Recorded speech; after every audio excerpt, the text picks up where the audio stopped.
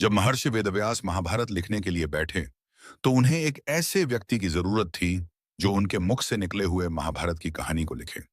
इस कार्य के लिए उन्होंने श्री गणेश जी को चुना। गणेश जी भी इस बात के लिए मान गए, पर उनकी एक शर्त थी कि पूरा महाभारत लेखन को एक पल भी बिना रुके पूरा करना होगा। गणेश जी बोले, अगर आप एक बार भी रुकेंगे तो मैं लिखना बंद कर दूंगा। महर्षि वेदव्यास ने गणेश जी की इस शर्त को मान लिया। लेकिन वेदव्यास ने गणेश जी के सामने भी एक शर्त रखा और कहा, गणेश, आप जो भी लिखोगे समझकर ही लिखोगे। गणेश जी भी उनकी शर्त मान गए। दोनों महाभारत के महाकाव्य को लिखने के लिए बैठ गए।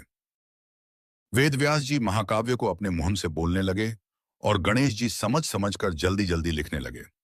कुछ देर लिखने के बाद अचानक से गणेश जी का कलम टूट गया। कलम महर्षि के बोलने की तेजी को संभाल ना सका। गणेश जी समझ गए कि उन्हें थोड़ा से गर्व हो गया था और उन्होंने महर्षि के शक्ति और ज्ञान को ना समझा। उसके बाद उन्होंने धीरे से अपने एक दांत को तोड़ दिया और स्याही में डूबाकर दोबारा महाभारत की कथा लिखने लगे। जब भी वेदव्यास को थकान महसूस होता, वे एक मुश्किल सा छंद बोलते, जिसको समझने और लिखने के लिए गणेश जी को ज्यादा समय लग जाता था और महर्षि को आराम करने का समय भी मिल जाता था। महर्षि वेदव्यास जी और गणेश जी को महाभारत लिखने में 3 वर्ष लग गए।